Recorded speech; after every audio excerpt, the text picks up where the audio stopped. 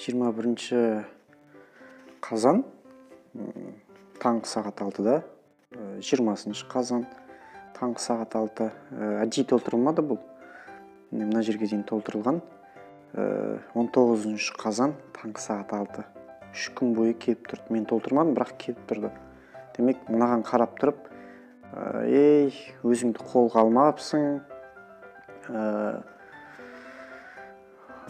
күнделік толтырмадың, күнің текке өтіп жатыр, не болмаса жүйесіз өтіп жатыр деп айтуға болады да. Өйткені мен бұған дейін толтырып жүрдім, мінекей. Мына жерде толтырмағаннан кейін ары қарай қорытынды шығаруға болады. Сен ештеңе істемепсің.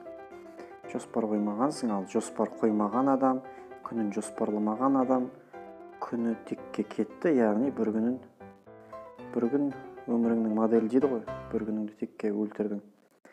Енді 21 қазан бүгін мысалы келді сағат 6-да. Сообщение келді боттан арнайы. Менің жеке күнделігім деген мінекей. Менің жеке күнделігім. Көріп тұрсыздар ғой. Менің жеке күнделігім боттан хабарлама келеді осылай, оқылмаған сияқты. Кіргеннен кейін бастауды басқан кезде көзіңді аш, жаңа алаш зиялыларының сондай жақсы сөздер бар ұлағатты. Біреу ғана емес, әртүрлі келеді. Көзіңді аш, оян қазақ, көтер басты, өткізге қараңғыда бекер жасты деген жақсартылған. Мынаны бассақ басқаша келеді. Менің жеке күнделігімде арыстандай айбатты, жолбарыстай қырандай күшті қанатты, мен жастарға сенемін дейді. Сонымен бас тартайық. Енді күнделік толтыруды бастайық. Жай ғана менюлар бар, ойлар, тұжырымдар жазуға болады. Жаңа өзіңнің заметкаң. Сосын ШМК күнделік толтыру сол. Бастау. Кеше жаттым мысалы. Мен кеше өте кеш жаттым. Себебі бір проектіні бітіру керек болды, 6:30-да жаттым. Бүгін тұрдым 08:00. Шын толтырып жатырмын. Себебі бұл менің күнделігім. Күндерімнің жақсы сәттері. Проектіні.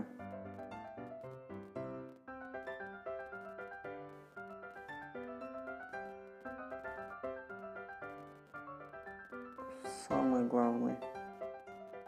Бітірдік. Сәбит мырзаға жақсы көмір табылды. Өте тамаша көмір екен.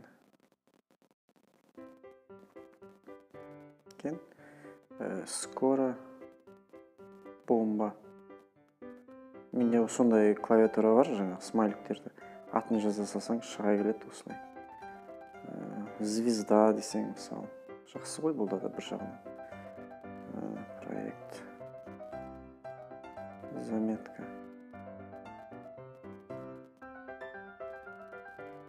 Осылай. Бомба. Болды, в принципе. Көп жаза алмайын. Басты нәрселерге басты назар. Кешегі күннің басты нәрсесі. Жарайды. Мирошпен кездесу керек еді. Кездесе алмадым.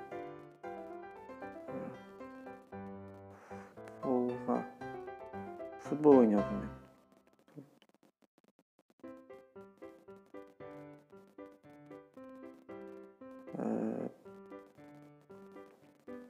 Басты нәрсеге басты назар. Демалыс. Ол сәтті өтті. Сәтті өтті. Көңіл күйім қазіргі таңда 08. Кішкене уайым бар, бір уақытты тиімді пайдалануым жоспарламадым. Алдында көрсеттім ғой, 20-20 ештеңке жоспарламады, 19 сондықтан өте нашар. Спорт кеше ойнадым, жақсы болып қалдым. Демалу, релакс, медитация. Медитация пайдаландым, жақсы болдым. Отбасы кішкене нашар, хабарласып тұрам, бірақ білім жетілдіру. В принципе, білім жетілдіру менде әзірге нашар, уақыт жоқ. Не істей алмадым? Мирошпен кездесе алмадым, сол Мирошпен. Кездесе алмадым. Кездесе алмай жүрмін әлі. Бір қалада тұрсақ та ужас. көрдіңіздер ма, ужас дегенде ужас қойыла салады. Нені дұрыс істемедім? Уақытқа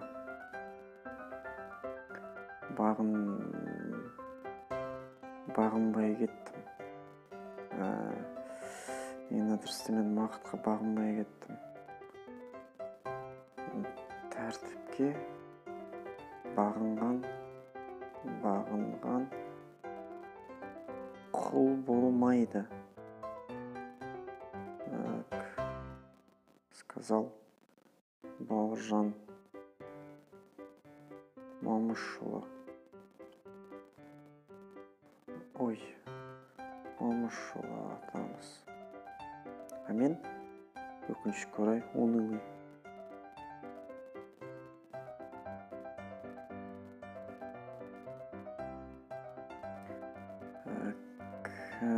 Төрт минут кетті. Күнделік толтырып жатқанға дәл қазіргі таңда. Мен еще не істеп жатырмын. Уақытымды сіздерге бүгін не істеймін?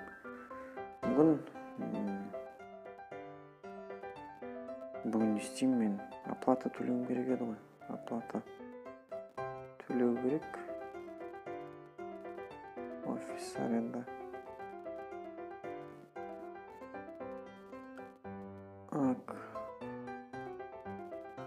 Онға хабарласу керек. Сәбит мырзаға көмерді. Үлкенер жарайды, көмерді көрсету керек.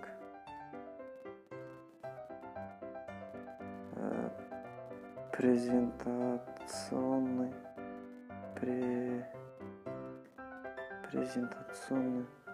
ролик қазақ батырына семинар 31-10-19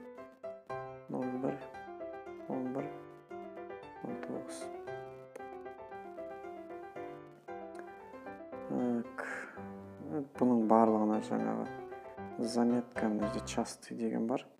Заметка қойсаңыздар болады. Өздеріңізге түсінікті болу үшін презентация ролик қазақ батырына.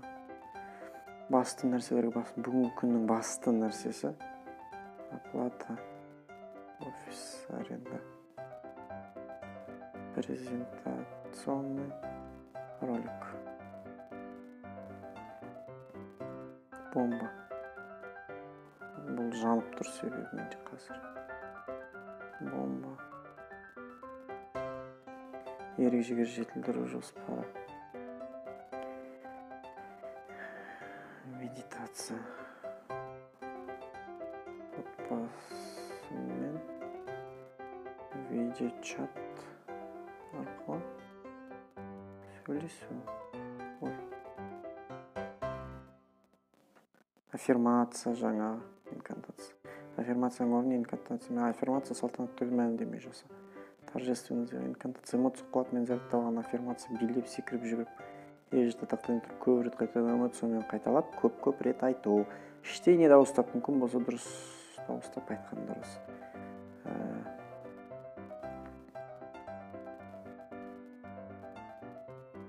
Менің бойымнан адамдарға тек қана жылы энергия таратылады. Мен ашуланшақ емеспін.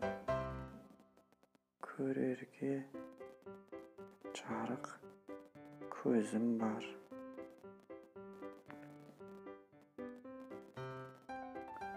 Туысқандар аман есен. Бір сағатта қаншама қайырлы суыт хабар болып жатыр. Ал менде Аллаға шүкір. бәрі жақсы. Мен бақыттымын. Ой, бақыттымын.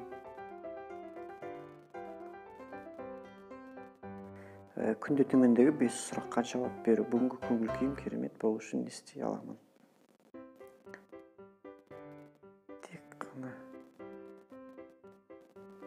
жақсы жаңалықтар естіп, ашу, ыза, өкпеге мән бермей жүремін. Бүгін бизнесімді алға керемет бір қадам жасайтын не істей аламын? Уақытты жоспарлау керек. Ең бірінші уақытты жоспарлау керек. Осы ең маңыздысы. Бүгін адамдарға жақсылық жасау үшін не істей аламын?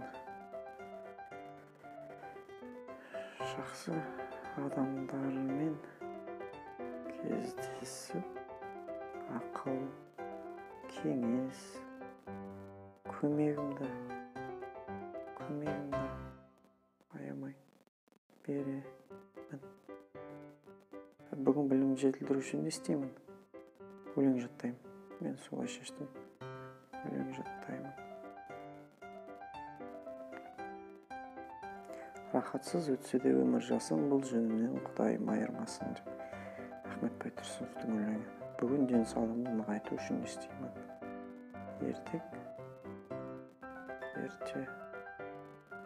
тұрып жүгіремін.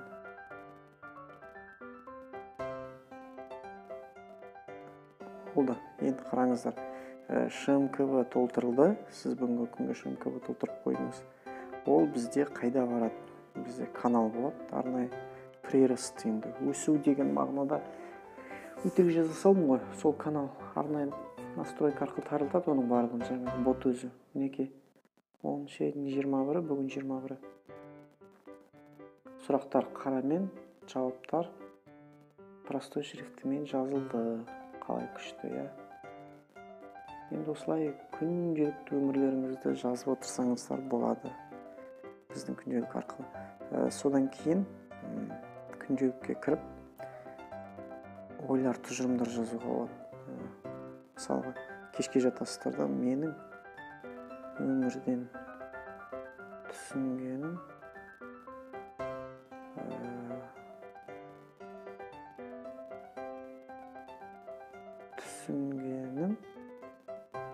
адамдар жақсылықты білмейді.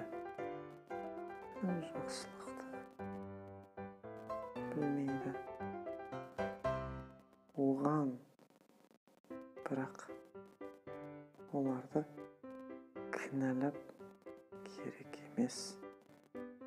Олар кінәлі емес. Мысалға ше. Ол жіберді, енді қараңыздар. Окей деді, яғни ол енді сол каналға қайтадан хабарлама болып келді. Мінекей. Күшті ма? Күшті.